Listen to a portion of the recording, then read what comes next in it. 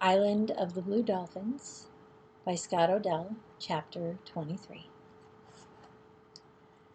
The hunters left many wounded otter behind them. Some floated in and died on the shore, and others I killed with my spear since they were suffering and could not live.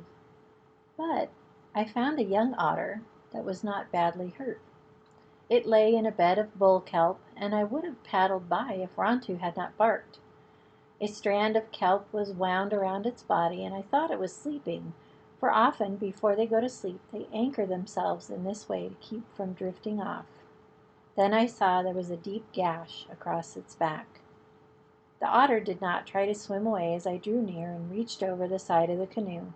They have large eyes, especially when they are young, but this one's were so large from fear and pain that I could see my reflection in them. I cut the kelp that held it and took it to a tide pool behind the reef, which was sheltered from the waves. The day was calm after the storm, and I caught 2 fish along the reef. I was careful to keep them alive because otter will not eat anything that is dead, and left them in the pool. This was early in the morning. That afternoon I went back to the pool. The fish had disappeared, and the young otter was asleep, floating on its back.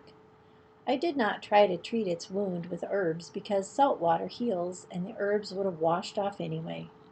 I brought 2 fish every day and left them in the pool. The otter would not eat while I was watching. Then I brought 4 fish, and these also disappeared, and finally 6, which seemed to be the right number. I brought them whether the day was calm or stormy. The otter grew and its wound began to heal, but still it stayed in the pool. And now when I came it would be waiting for me, and it would take fish from my hand. The pool was not big, and it could easily have gotten out and away into the sea, yet it stayed there and slept or waited for me to come with food. The young otter now was the length of my arm and very glossy. It had a long nose that came to a point and many whiskers on each side and the largest eyes I have ever seen. They would watch me all the time I was at the pool, following me whatever I did, and when I said something, they would move around in a very funny way.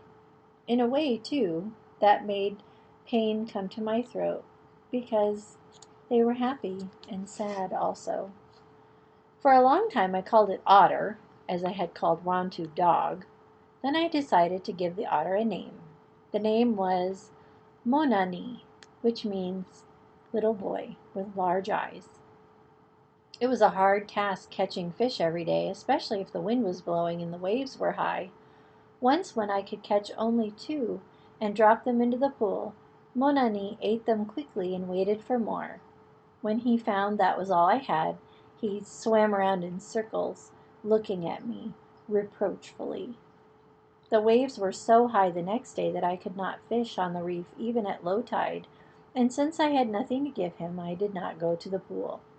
It was 3 days before I could catch fish, and when I went there again, the pool was deserted. I knew that he would leave some day, but I felt bad that he had gone back to the sea, and that I would never catch fish for him again. Nor would I know him if I saw him again in the kelp, for now that he had grown and his wound had healed, he looked like all the others. Soon after the Aleuts had left, I moved back to the headland. Nothing had been harmed except the fence, which I mended, and in a few days the house was the same as before. The only thing that worried me was that all the abalones I had gathered in the summer were gone. I would need to live from day to day on what I could catch, trying to get enough on the days when I could fish to last through the times when I could not. Through the first part of the winter, before Monani swam away, this was sometimes hard to do. Afterwards it was not so hard, and Rontu and I always had enough to eat. While the Aleuts were on the island, I had no chance to catch little smelts and dry them. So the nights that winter were dark, and I went to bed early and worked only during the day. But still, I made another string for my fishing spear, many hooks of abalone shell, and last of all, earrings to match the necklace Tutok had given me. These took a long time, for I searched the beach many mornings when the tide was out before I found two pebbles of the same color as the stones in the necklace and soft enough to cut.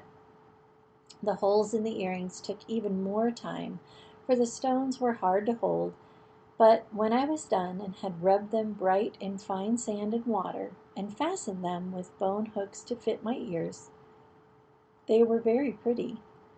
On sunny days, I would wear them with my cormorant dress and the necklace and walk along the cliff with Rontu. I often thought of Tutok, but on these days especially, I would look off into the north and wish that she were here to see me.